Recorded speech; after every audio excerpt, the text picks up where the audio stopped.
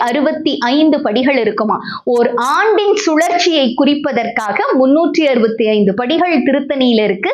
அதே மாதிரி அங்க படி பூஜை அப்படிங்கிறதும் ரொம்ப சிறப்பு. 365 திருப்புகழ் பாடி ஆண்டிற்கு ஒரு முறை அங்கு படி பூஜை நடக்கப்படும்.